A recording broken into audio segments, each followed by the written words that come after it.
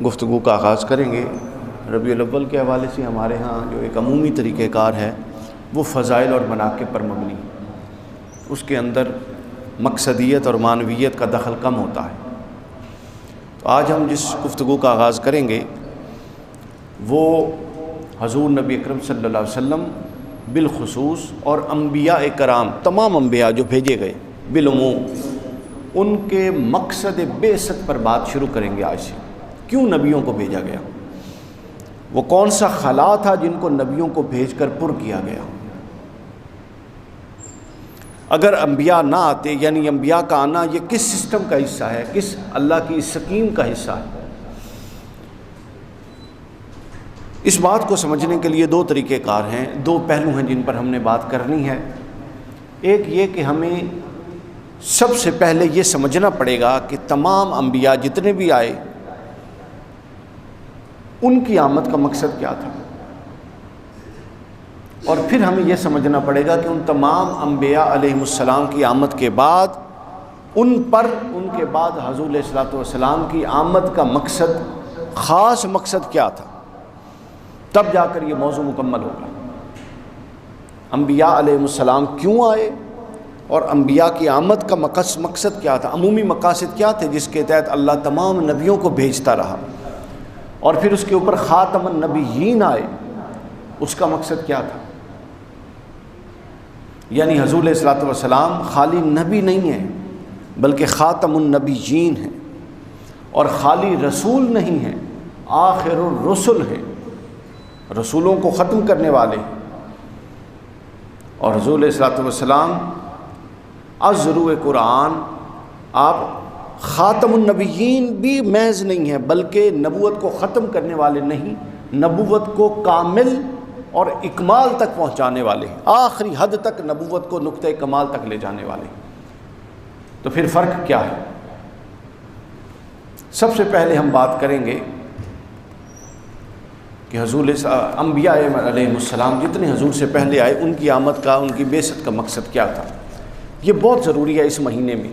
اس مہینے کا حاصل حصول ہی یہ ہے کہ اگر یہ مہینہ آمد رسول کا آیا اور ہم نے واقعات، معجزات، محبت کے واقعات، وہ بڑی اچھی چیزیں وہ بیان کر کے گزر گئے، اور ہم اصل مقصد جو قرآن بیان کرتا ہے اس کے قریب تر نہیں آئے، تو گویا ہم اصل مقصد سے تھوڑے دور رہے۔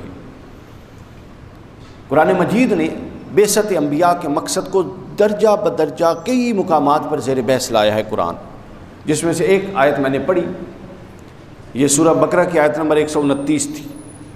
اللہ نے فرمایا کہ بے شک ربنا، یہ حضرت سیدنا ابراہیم علیہ السلام کی دعا ہے کہ اے رب وابعث فیہم رسولا منہم، ان میں رسول بھیج انہی میں سے جو ان پر تیری آیتوں کو تلاوت کرے۔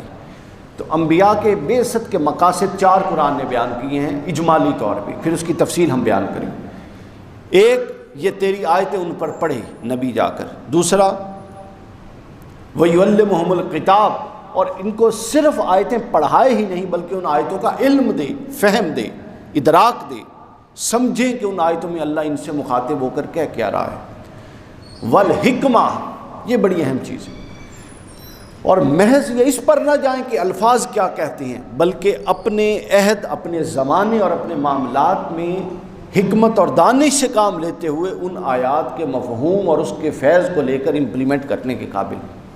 والحکمہ، اور آخر میں فرمایا وَيُزَكِّيهِمْ، اور پھر علم کے ذریعے، تلاوت آیات کے ذریعے اور حکمت کے ذریعے ان کا ظاہر اور باطن پاک کر دے، تزکیہ کر دے۔ پاکی مقصد ہے بنیادی طور پہ انبیاء کی بعثت کا۔ یہ اور بھی آیات میں آیا، یہی کچھ سورہ بقرہ آیت نمبر 151 میں بیان ہوا، پھر یہی سورہ آل عمران آیت نمبر 164 میں بیان ہوا، پھر یہی سورہ جمعہ میں بیان ہوا، سورہ الطلاق آیت نمبر 11 میں بیان ہوا، سورہ البینہ میں بیان ہوا۔ یہ ہے اجمالی بات۔ جب ہم جس کو 4 گانا فرائض نبوت حضور شیخ الاسلام نے فرمایا ہے، اس میں قرآنی فلسفہ انقلاب۔ اب ہم جب تھوڑی بڑی پکچر کرتے ہیں قرآن مجید کے حوالے سے کہ پھر قرآن اس بڑی تصویر کیا دکھاتا ہے کہ انبیاء کیوں آئے، تو اس بڑی تصویر میں ہمارے سامنے یہ آتی ہے کہ 3 بنیادی عقائد ہیں جس پر قرآن کھڑا ہے۔ 3 انبیاء کرام ان 3 بنیادی اور اساسی چیزوں کو ہمیں سکھانے کے لیے تشریف لائے تھے۔ پہلی چیز کیا ہے؟ پہلی چیز ہے ایمان باللہ۔ پہلی چیز کیا ہے؟ ایمان باللہ۔ دوسری چیز کیا ہے؟ ایمان بالآخرت۔ اور تیسری چیز کیا ہے؟ ایمان بالرسالت۔ یہ 3 چیزیں تھے جو انبیاء کرام ہمیں سکھانے اور پڑھانے کے لیے آئے تھے۔ اچھا، ہمارے ہاں یہ 3 چیزیں الگ الگ کر کے بیان کرنے کا رواج ہے، جو کہ الگ الگ حقیقتیں بھی ہیں، مگر ان تینوں کے اندر ایک ایسا جوڑ، ربط اور تسلسل ہے کہ اگر ذرا غور کریں تو ایمان باللہ ایمان بالآخرت سے جڑا ہوا ہے، ایمان بالآخرت ایمان بالرسالت سے جڑا ہوا ہے، اور یہ 3 الگ الگ ہونے کے باوجود ایک ایسی وحدت میں ہیں، ناقابل تقسیم وحدت میں ہیں کہ اگر وہ سمجھ آ جائے، صرف یہ نقطہ سمجھ آ جائے، تو میں یقین سے کہتا ہوں آپ لوگ مقصد انبیاء، مقصد بعثت انبیاء کے قریب تر اپنے آپ کو محسوس کریں گے۔ سب سے پہلی بات، ایمان باللہ کیا ہے؟ ایمان باللہ یہ ہے کہ یہ جو عالم ہے، کون و مکان، دنیا ہمارے سامنے ہے، یہ نہ ہمیشہ سے ہے نہ ہمیشہ رہے گا، بلکہ ایک ہستی ہے، ایک وجود ہے جس نے ایک خاص مقصد کے لیے، ایک خاص دورانیہ کے لیے اس کائنات کو ہمارے لیے پیدا کیا ہے۔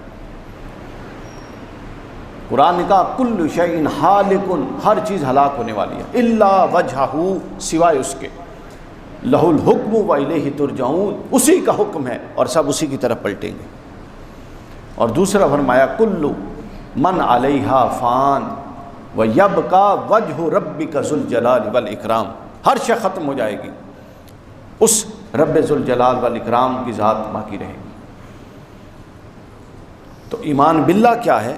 ایمان باللہ کا جو تعارف قرآن کرواتا ہے وہ اس کائنات کی تخلیقی نقطہ نظر سے کرواتا ہے کہ جس اے بندے، دیکھیں یہ کتنا خوبصورت اسلوب ہے، ویسے بھی کروایا جا سکتا تھا، لیکن آپ کھڑے کس زمین پر ہیں، آپ جس آنکھوں سے دیکھ رہے ہیں، آپ جس ہاتھ سے پکڑتے ہیں، آپ جس دماغ سے سوچتے ہیں، یہ ذرا غور کیجئے۔ تو پہلا تعارف جو اللہ اپنا قرآن میں کروا رہا ہے وہ یہ کہتا ہے کہ اے بندے میں وہ ہوں، کوئی لمبی چوڑی بحثوں کی ضرورت نہیں ہے، جس زمین پر تو کھڑا ہے میں اس زمین کا خالق ہوں، جس آنکھ سے تو دیکھتا ہے میں اس آنکھ کا خالق ہوں، جس کان سے تو سنتا ہے میں اس کان کا خالق ہوں، جس دل سے تو سوچتا ہے دماغ سے میں اس دل و دماغ کا خالق ہوں۔ یہ اللہ نے اپنا تعارف کروایا، یعنی کسی دوسری چیز کی طرف جایا ہی نہیں گیا۔ اور قرآن کا سائنسی استدلال دیکھیے کہ قرآن کوئی ماورائی دین نہیں ہے، یہ جو ہمارے ہاں قصے کہانی اور ماورائی چیز بنا کے اسلام کو پیش کیا گیا، یہ پورا کا پورا سائنٹیفک، لاجیکل اور محسوس پر اس کی بنیاد ہے۔ قرآن نے کوئی بنیادی عقیدہ کسی ماورائی تصور پر قائم ہی نہیں کیا، محسوس پر اس کی بنیاد۔ تو کہا میں تو وہ ہوں جو یہ سب کچھ بناتا ہے۔ اچھا مولا تو بناتا ہے، یہ کب بنایا؟ ہمیشہ رہے گا؟ نہیں نہیں نہیں نہیں، وہ کہتا ہے یہی تو اصل مسئلہ ہے۔ مسئلہ یہ ہے کہ میں نے اس کو بنایا، اس سے پہلے یہ نہیں تھا، اور میں ایک خاص مقصد کو حاصل کرنے کے بعد اس کو ختم کر دوں گا۔ ایمان باللہ کا پہلا تعارف یہ آیا۔ اب آپ غور فرمائیے، اچھا میں اس کو مکمل کر لوں پھر میں اگلا نقطہ بیان کرتا ہوں، ابھی نہیں کرتا۔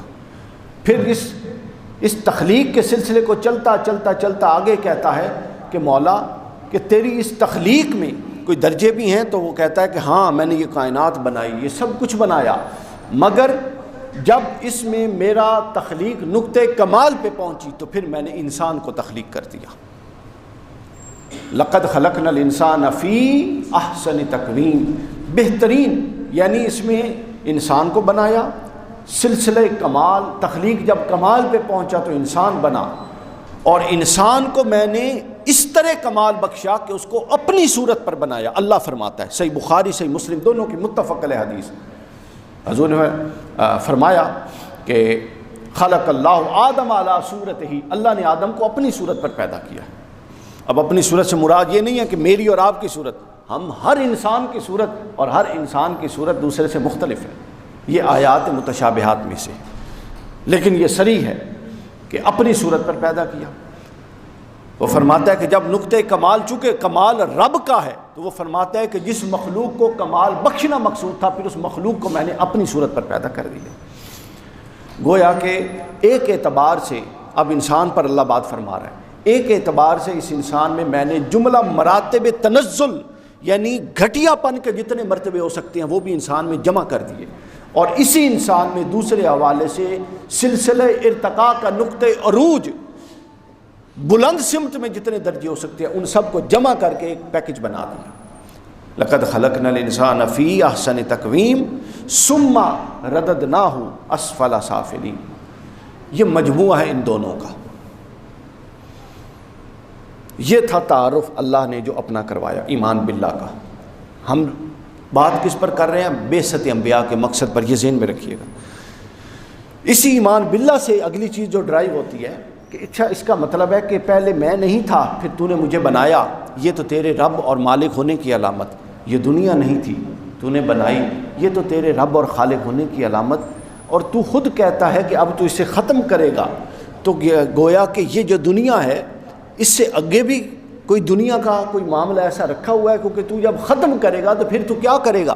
یہاں سے اس نے ایک دوسرا دروازہ کھول دیا، اور وہ کہتا ہے کہ ہاں تیری سوچ صحیح سمت پہنچی کہ جب میں اس کو ختم کروں گا تو پھر اس دنیا کی بنیاد پہ میں ایک حساب کتاب کا نیا میدان لگاؤں گا، جس کو ایمان بالآخرت کہتے ہیں۔ یعنی ایمان باللہ جڑا ہوا ہے ایمان بالآخرت سے، آپ اس کو جدا نہیں کر سکتے، جدا نہیں کر سکتے۔ اگر آخرت ہے ہی نہیں تو پھر اللہ کا ایمان کہے گا؟ کوئی ایمان نہیں ملاتا تو وہ بھی کامیاب ہے۔ یہاں تو ایمان باللہ کی کامیابی، اگر یہاں پر کسی پہ ظلم ہو رہا ہے تو اس کا مطلب ہے ظالم تو کامیاب ہو گیا، چونکہ اس نے تو آگے کہیں جواب نہیں دینا۔ کوئی طاقتور کسی کمزور پر ظلم کرتا ہے تو اس کا مطلب ہے طاقتور سے تو پوچھنے والا یہاں کوئی نہیں، اور آگے بھی اگر کوئی ایسا جہان نہیں رکھا گیا تو پھر اس کا مطلب ہے اس کائنات کا پورا نظم ہی ظلم پر قائم ہے، جو کہ محال ہے۔ تو فرمایا کہ یہاں پر میں نے پھر ایک اور جہان ایسا رکھا، اس جہان میں تمہیں لے جاؤں گا، پھر اس جہان میں اس جہان کی بنیاد پر تم سے جواب طلبی کروں گا۔ اب اس کے درمیان ایک پہلو آتا ہے کہ مولا سمجھ آ گئی کہ تو اس دنیا کو بنایا، اس کے بعد ایک اور دنیا میں لے جائے گا، جواب طلبی کرے گا، لیکن اس جواب طلبی کی اساس بھی تو مہیا کر۔ وہ کون سی بنیاد ہوگی جس بنیاد پر تو ہم سے جواب طلبی کرے گا؟ اس دنیا میں تو بھیج دیا، ہم نے کرنا کیا ہے، کس طرح کرنا ہے؟ کوئی ہمارے پاس نمونہ بھی ہے؟ کس بنیاد پہ کرنا ہے؟ صحیح اور سکم ہونے کے پیمانے کیسے دریافت کریں گے؟ ہر انسان کی عقل تو مختلف ہے، وہ مختلف بنیادوں پر آتی ہے، تو کیا ہر انسان کی عقل تیرے لیے بنیاد ہوگا؟ مثلا ایک چیز کو کوئی شخص بری کو درست جانتا ہے، اس کے فائدے کی ہے، تو کیا تو اس کو درست قبول کر لے گا؟ کوئی شخص ظلم کو روا سمجھتا ہے اپنی فطرت کی بنیاد پہ، تو کیا تو ظلم کو جائز کہہ دے گا؟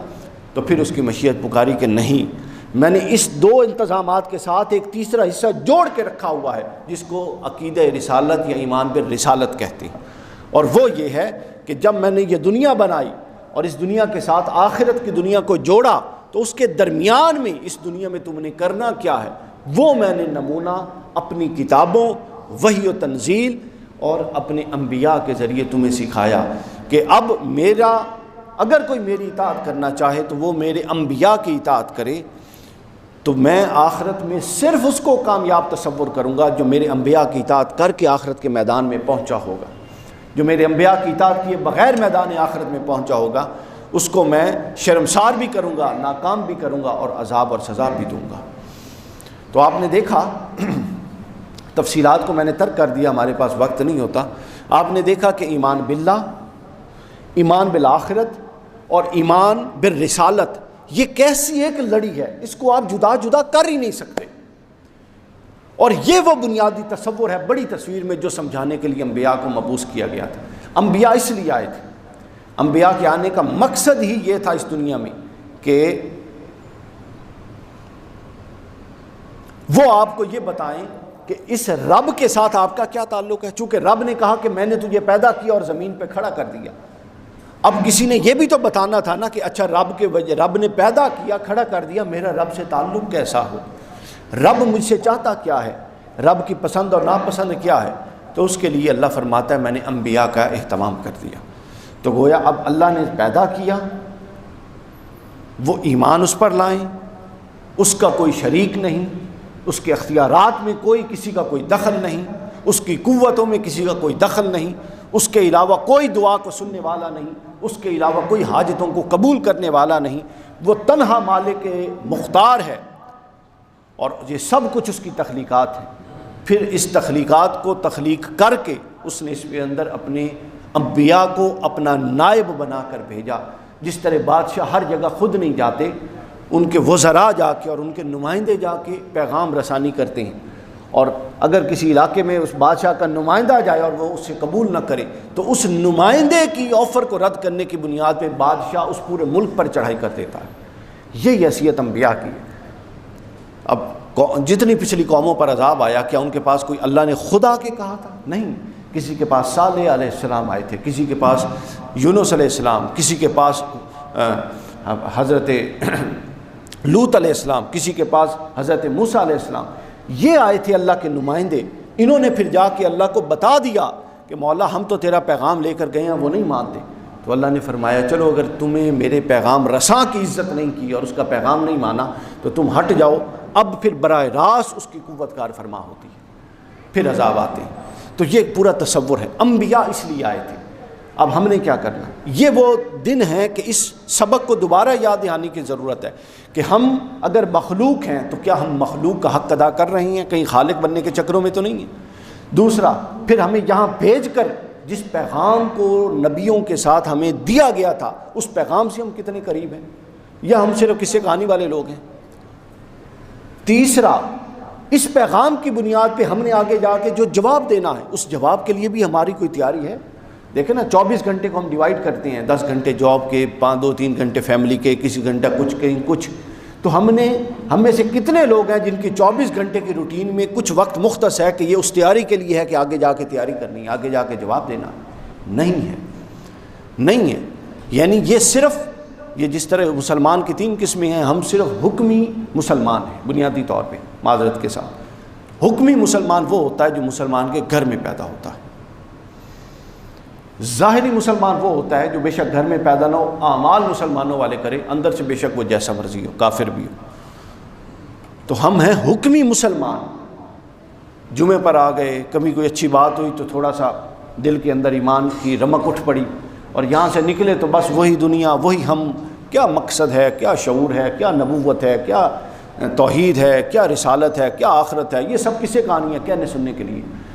چونکہ ہمارے مولویوں نے ایک ایسا کہانی کا دین بنا کے ہمارے سامنے پیش کر دیا کہ ہر بندہ جنت کی ٹکٹ اپنے پرس میں لے کر پھرتا ہے، اور اسے پورا یقین ہے کہ وہ تو پکا جنتی ہے، باقی کوئی جہنم میں جائے تو جائے۔ ہر شے، یہ دیکھیے آگے یہ موضوع جس کو میں نے آج شروع کیا، یہ آگے انشاءاللہ 2-3 جمعوں میں چلے گا پورے ماہ ربیع الاول میں۔ تو یہ اسی لیے انبیاء کرام علیہ السلام آپ سے زیادہ اور مجھ سے زیادہ، مطلب اللہ کو وہ آپ اور مجھ سے 1000 گنا زیادہ محبوب تھے، اس کے باوجود ان کو کن مصائب سے گزارا، ائمہ اہل بیت، صحابہ کرام، اولیاء کرام۔ تو یہ جو ایک آسانی کا ہم نے خود پر ایک لبادہ اوڑھ رکھا ہے، اور پورے کے پورے دین کو ایک ایسی خود اختراعی چیز اپنے اوپر بنا کے طاری کر لیا ہے، اور اس کی بنیادی وجہ یہ ہے کہ ہماری جو اساس ہے وہ قرآن مجید نہیں ہے۔ اللہ نے جو ہمیں قرآن، اللہ کے رسول صاحب آخری بات جو صاحب رسالت آئے، انہوں نے آ کے جو ہمیں دیا وہ تو 2 چیزیں تھیں، ایک قرآن تھا اور ایک سنت تھی۔ باقی چیزیں تو اس کی تعبیرات ہیں، تشریحات ہیں، وہ درست بھی ہو سکتی ہیں، اس میں انکار کی گنجائش بھی ہے، لیکن جس میں انکار کی گنجائش نہیں ہے وہ صرف قرآن ہے اور سنت ہے۔ یہ وہ ہے جو اللہ کہتا ہے کہ بالیقین میں نے بھیجے ہیں، باقی کوئی شے ترک ہوتی ہے تو ہو جائے، ان میں سے کوئی شے ترک ہوگی تو جواب طلبی ہوگی، اور یہ وہ 2 چیزیں ہیں جن سے ہمارا کوئی تعلق نہیں ہے۔ یعنی ہم نے یہ طے کر کے رکھا ہوا ہے کہ اور کچھ ہو کہ ہو، ہم قرآن نہیں پڑھیں گے۔ اس مہینے میں کم از کم ہمارے نبی آئے تھے قرآن لے کر، قرآن کا ایک دورہ تو ہونا ہی چاہیے نا کم از کم، کہ کہتے کیا تھے، وہ فرمانے کیا آئے تھے، اللہ نے ان کے ذریعے ہمیں کہا کیا ہے، پتہ ہی کوئی نہیں ہمیں۔ 2 4 5 مقامات چیدہ اپنی مطلب کے جو ہماری طبیعتوں کو ذرا تسخیر کرتے ہیں، اچھے لگتے ہیں، وہ پڑھ لیے، اور باقی سب چیز اٹھا کے پھینکی ہوئی۔ یہ وہ دوستوں حصہ ہے اصلاح کا جو کرنے کی ضرورت ہے۔ تو ربیع الاول شریف کا حق تب ادا ہوگا کہ آپ اس مہینے کم از کم پورے قرآن مجید کا اس نیت سے دورہ کریں کہ یہ وہ پیغام تھا جو ہمارے نبی لے کر آئے تھے۔ جو مہمان آ رہے ہیں 2 بجے والے جمعے میں ہیں، اس والے میں نہیں آئیں گے۔ تو یہ کم از کم اس نیت سے پڑھیں کہ حضور صلی اللہ علیہ وسلم کیا فرمانے کے لیے آئے تھے، اللہ نے کیا پیغام دے کر بھیجا تھا، اور وہ پیغام قرآن تھا. ٹھیک ہے، اس کے بعد پھر احادیث ہیں، احادیث صحیحہ. ممکن نہیں ہے، مجھے اندازہ ہے سیاہ ستہ بخاری مسلم کون دورہ کرے، اس کا مشکل ہے، لیکن قرآن مجید کا تو کیا جا سکتا ہے نا. اور اساس قرآن ہے، احادیث بھی قرآن ہی کی وہ تشریح ہیں جو مبنی بر وحی ہیں، لیکن حضور صلی اللہ علیہ وسلم نے کی، اس لیے اس کا درجہ عام بندے کی بات کا درجہ نہیں. اس کے بعد ساری تعبیرات ہیں، تشریحات ہیں جن کو رد یا قبول کیا جا سکتا ہے. امام مالک علیہ الرحمہ حضور علیہ السلام کے مزار پہ آتے اور فرماتے تھے کہ کسی نے کوئی مسئلہ پوچھا اور انہوں نے کہا کہ فلاں صاحب تو یہ کہتے ہیں، آپ یہ کہتے ہیں. امام مالک کو جلال آ گیا، اور امام مالک حضور علیہ السلام کی قبر انور کی طرف اشارہ کر کے فرماتے ہیں اس ایک ہستی کے علاوہ مجھے ہر دنیا کی ہستی کے ساتھ اتفاق کا بھی حق ہے، اختلاف کا بھی حق ہے، صرف یہ ایک ہستی ہے جس سے اختلاف نہیں ہو سکتا، اور وہ محمد رسول اللہ صلی اللہ علیہ وسلم. تو لہٰذا قرآن مجید کی طرف اپنا رجحان کیجئے تاکہ آپ کو پتہ ہو کہ آپ کہاں رہ رہی ہیں اور اللہ آپ کو کہاں رکھنا چاہتا ہے. والسلام وما علینا الا البلاغ.